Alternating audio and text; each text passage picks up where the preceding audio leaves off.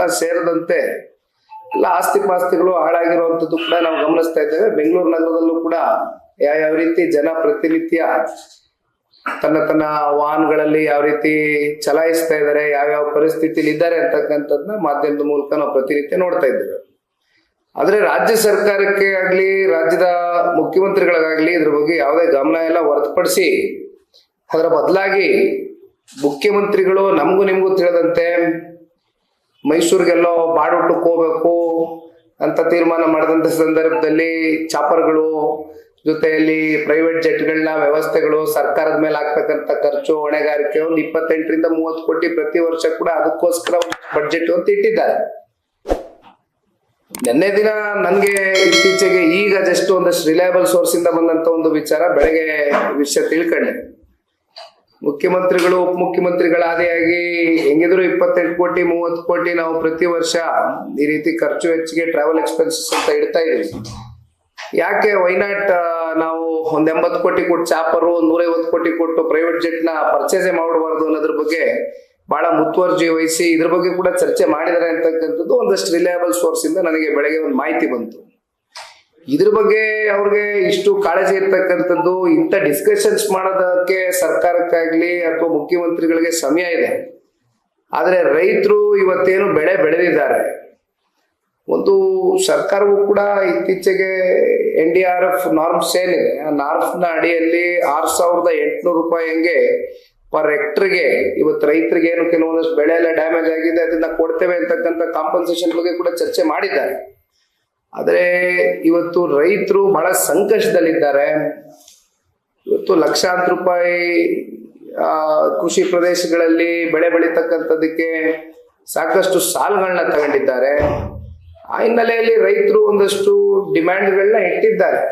ಸಹಜವಾಗಿ ಸ್ವಾಭಾವಿಕವಾಗಿ ನಮ್ಮ ಕಷ್ಟಕ್ಕೆ ಸ್ಪಂದಿಸಿ ನಾವು ನೋವಲ್ಲಿದ್ದೇವೆ ಅಂತಕ್ಕಂಥದ್ರ ಬಗ್ಗೆ ರಾಜ್ಯ ಸರ್ಕಾರಕ್ಕೆ ನೀವು 6,800 ರೂಪಾಯಿ ಹೆಕ್ಟರ್ ಜಮೀನ್ಗೆ ಕೊಡುವಂಥದ್ದಲ್ಲ, ನಮ್ಗೆ ಕನಿಷ್ಠ ಪಕ್ಷ ಒಂದು 20 ರಿಂದ 25 ಸಾವಿರನಾರು ಹೆಕ್ಟರ್ ಜಮೀನ್ಗೆ ನೀವು ಕೊಡಬೇಕು ಅಂತಕ್ಕಂಥದ್ರ ಬಗ್ಗೆ ರೈತರು ಈಗಾಗಲೇ ಕಲ್ಯಾಣ ಕರ್ನಾಟಕ ಭಾಗದಲ್ಲಿ ಚರ್ಚೆ ಮಾಡ್ತಾ ಇದ್ದಾರೆ. ಇವತ್ತು ರಾಜ್ಯ ಸರ್ಕಾರಕ್ಕಾಗ್ಲಿ ಮುಖ್ಯಮಂತ್ರಿ ಉಪಮುಖ್ಯಮಂತ್ರಿಗಳಿಗೆ ಹಾಗೂ ಆಯಾ ಜಿಲ್ಲೆಯ ಉಸ್ತುವಾರಿ ಮಂತ್ರಿಗಳಿಗೆ ರೈತರ ಮೇಲೆ ಏನಾದ್ರೂ ಕಿಂಚಿತ್ತು ಕಾಳಜಿ ಇದ್ರೆ ಕಲ್ಯಾಣ ಕರ್ನಾಟಕದಲ್ಲಿ ವಿಶೇಷವಾಗಿ 70% ಬೆಳೆ ಹಾನಿಯಾಗಿದೆ. 70% ಅಷ್ಟು ಶೇಕಡ. ಯಾವ್ದಾದ್ರು ಒಂದು ವಿಶೇಷ ಪ್ಯಾಕೇಜ್ ನ ಘೋಷಣೆ ಮಾಡ್ಬೇಕು ಅಂತಕ್ಕಂಥದ್ದು ಇವತ್ತು ರೈತರು ಕೂಡ ಎಲ್ಲರೂ ಕೂಡ ಇವತ್ತು ಸರ್ಕಾರಕ್ಕೆ ಕೇಳ್ತಾ ಇದ್ದಾರೆ. ಆದ್ರೆ ಇಲ್ಲಿವರೆಗೂ ಕೂಡ ಯಾರು ಕೂಡ ಸರ್ಕಾರದ ಕಡೆಯಿಂದ ಇದ್ರ ಬಗ್ಗೆ ಹೆಚ್ಚಾಗಿ ಪ್ರತಿಕ್ರಿಯೆಯನ್ನು ಕೊಟ್ಟಿಲ್ಲ, ಸ್ಥಳ ಪರಿಶೀಲನೆಯನ್ನು ಮಾಡಿಲ್ಲ. ರೈತರ ಪರವಾಗಿ ನಾವು ಇದ್ದೇವೆ, ಸಂತ್ರಸ್ತರ ಪರವಾಗಿ ನಾವು ನಿಲ್ತೇವೆ ಅಂತಕ್ಕಂಥದ್ರ ಬಗ್ಗೆ ಏನು ಚರ್ಚೆ ಮಾಡಿಲ್ಲ. ಆದ್ರೆ ಈಗಾಗಲೇ JDS ಪಕ್ಷದ ಕಡೆಯಿಂದ ಪಕ್ಷದ ವರಿಷ್ಠರು ಜೊತೆಯಲ್ಲಿ ನಮ್ಮ ನಾಯಕರುಗಳು ಎಲ್ಲರೂ ಸೇರಿ ಒಂದು ತೀರ್ಮಾನವನ್ನ ಮಾಡಿದ್ದೇವೆ. ಮುಂದಿನ ವಾರ ಇವತ್ತು ನಾನು ಈಗ ತಾನೇ ಹೇಳ್ದಂಗೆ ಉತ್ತರ ಕರ್ನಾಟಕ, ಕಲ್ಯಾಣ ಕರ್ನಾಟಕ ಅಂದ್ರೆ ಬೀದರ್ ಇರ್ಬೋದು, ಯಾದಗಿರಿ ಇರ್ಬೋದು, ಕಲಬುರಗಿ ಇರ್ಬೋದು, ಈ ರೀತಿ ಅನೇಕ ಪ್ರದೇಶಗಳು ಇನ್ಕ್ಲೂಡಿಂಗ್ ರಾಯಚೂರು ಇರ್ಬೋದು. ಅದು ಬಿಟ್ಟು ನಮಗೆ ಈ ಕಡೆ ಮಲೆನಾಡು ಭಾಗಕ್ಕೆ ಬರೋದಾದ್ರೆ ನಮಗೆ ಹಾಸನ, ಶಿವಮೊಗ್ಗ, ಚಿಕ್ಕಮಂಗ್ಳೂರು ಈ ಸೆಕ್ಟರ್ಗಳಲ್ಲೂ ಕೂಡ ಸಾಕಷ್ಟು ಹಾನಿಯಾಗಿದೆ. ಸೊ ನಾವು ಒಂದೆರಡು ತಂಡವನ್ನ ರಚನೆ ಮಾಡಿ ಜನತಾದಳ ಪಕ್ಷದ ವತಿಯಿಂದ ಅಲ್ಲಿರ್ತಕ್ಕಂಥ ಜಿಲ್ಲೆಯ ಜನಪ್ರತಿನಿಧಿಗಳು ಅಥವಾ ಮಾಜಿ ಶಾಸಕರು ಯಾರ್ಯಾರಿದ್ದಾರೆ ನಾಯಕರೆಲ್ಲ ಸೇರಿ ಒಟ್ಟಾಗೆ ಮುಂದಿನ ವಾರ ಜನತಾದಳ ಪಕ್ಷದಿಂದ ನಾವು ಹೋಗಿ ಏನು ವಾಸ್ತವ ಸ್ಥಿತಿ ಇದೆ, ಏನೇನು ಎಷ್ಟೆಷ್ಟು ಆಸ್ತಿ ಪಾಸ್ತಿಗಳು ಡ್ಯಾಮೇಜ್ ಆಗಿರೆ, ರೈತರಿಗೆ ಏನೇನು ಸಂಕಷ್ಟ ನೋವಿನಲ್ಲಿದ್ದಾರೆ ಅಂತಕ್ಕಂಥದ್ರ ಬಗ್ಗೆ ಅವರ ಕೃಷಿ ಜಮೀನುಗಳಿಗೆ ಭೇಟಿಯನ್ನ ಕೊಡಬೇಕು ಅಂತಕ್ಕಂಥದ್ದನ್ನ ನಿರ್ಧಾರ ಮಾಡಿದ್ದೇವೆ. ಆ ಹಿನ್ನೆಲೆಯಲ್ಲಿ ವಿಶೇಷವಾಗಿ ಇವತ್ತು ಪತ್ರಿಕಾಗೋಷ್ಠಿನ ಕರೆದಿರೋದು. ಟೀಮನ್ನ ಈಗಾಗಲೇ ಮೊನ್ನೆ ತಿಪ್ಪೇಸ್ವಾಮಣ್ಣವರು ಮೊನ್ನೆ ದಿನ ದೂರವಾಣಿ ಮೂಲಕ ಮಾತನಾಡಿದ್ದಾರೆ.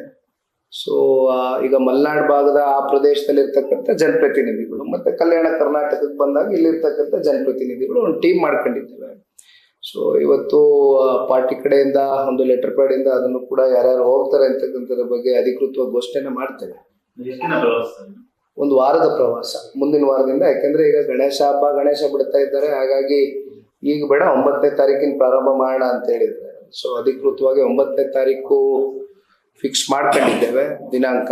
9ನೇ ತಾರೀಕು ಕಲ್ಯಾಣ ಕರ್ನಾಟಕ ಸೆಕ್ಟರ್ಗೆ ಭೇಟಿ ಕೊಡ್ತೇವೆ. ಅಲ್ಲಿಂದ ಬಂದು ಮತ್ತೆ ಮಲೆನಾಡು ಪ್ರದೇಶಕ್ಕೆ ಹೋಗ್ತೇವೆ.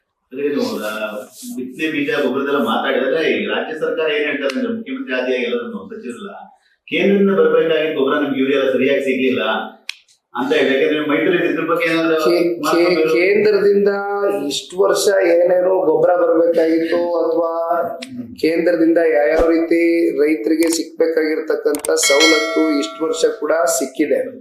ಆದ್ರೆ ಇದ್ರ ಬಗ್ಗೆ ಹೆಚ್ಚು ಮುತುವರ್ಜಿ ವಹಿಸಿ ಕಾಳಜಿ ವಹಿಸಿ ರಾಜ್ಯದಲ್ಲಿರುವಂತ ಕೃಷಿ ಸಚಿವರು ಇವತ್ತು ಗೊಬ್ಬರದ ಬಗ್ಗೆ ಎಷ್ಟು ಅವೇರ್ನೆಸ್ ನ ಅವ್ರಿಗೆ ಕ್ರಿಯೇಟ್ ಆಗಿತ್ತು. ಯಾಕಂದ್ರೆ ಅವ್ರಿಗೆ ಗೊತ್ತಿಲ್ಲ ಪಾಪ ಎಷ್ಟು ಗೊಬ್ಬರದ ಅವಶ್ಯಕತೆ ಇದೆ ಅಂತ. ಹತ್ತತ್ರ 1.5 ಲಕ್ಷ ಮೆಟ್ರಿಕ್ ಟನ್ ಅಷ್ಟು ಕೇಂದ್ರದಿಂದ ಗೊಬ್ಬರ ಬರಬೇಕಾಗಿತ್ತು ಅಂತಕ್ಕಂಥದ್ರ ಬಗ್ಗೆ ಜೂನ್-ಜುಲೈ ತಿಂಗಳಲ್ಲಿ ನನಗೆ ಗೊತ್ತಿಲ್ಲ, ನಾನೇ ಕನ್ಫ್ಯೂಸ್ ಆಗ್ಬಿಟ್ಟಿದ್ದೀನಿ ಅಂತ ನಿಮ್ ಮುಂದೆನೆ ಹೇಳಿರುವಂತದ್ದು ಕೂಡ ನಾನು ನೋಡಿದ್ದೀನಿ. ಹಾಗಾಗಿ ಅವರಲ್ಲೇ ಕೆಲವೊಂದಷ್ಟು ಒಳಗಡೆ ಸ್ಪಷ್ಟತೆ ಇಲ್ಲ ಕೃಷಿ ಸಚಿವರಲ್ಲಿ, ರಾಜ್ಯ ಕೃಷಿ ಸಚಿವರಲ್ಲಿ. ಬಟ್ ಇವತ್ತು ಈ ವರ್ಷ ಹಿಂಗಾಗಿದೆ ಅಂತ ಹೇಳಿದ್ರೆ ಇದ್ರ ಹೊಣೆಗಾರಿಕೆ ಇವತ್ತು ರಾಜ್ಯ ಸರ್ಕಾರವೇ ತಗೊಳ್ಬೇಕಾಗ್ತದೆ ಹೊರತುಪಡಿಸಿ. ಲೇಟೆಸ್ಟ್ ಹಾಗೂ ಇಂಟ್ರೆಸ್ಟಿಂಗ್ ಸುದ್ದಿಗಳಿಗಾಗಿ ಬಾಸ್ ಟಿವಿ ಕನ್ನಡ ಚಾನೆಲ್ನ ಸಬ್ಸ್ಕ್ರೈಬ್ ಮಾಡಿ. ಹಾಗೆಯೇ ಬೆಲ್ ಐಕಾನ್ ಪ್ರೆಸ್ ಮಾಡಿ. ಇದರ ಜೊತೆಗೆ ಫೇಸ್ಬುಕ್, ಇನ್ಸ್ಟಾಗ್ರಾಮ್, ಎಕ್ಸ್ ನಲ್ಲೂ ಮಿಸ್ ಮಾಡದೆ ಫಾಲೋ ಮಾಡಿ.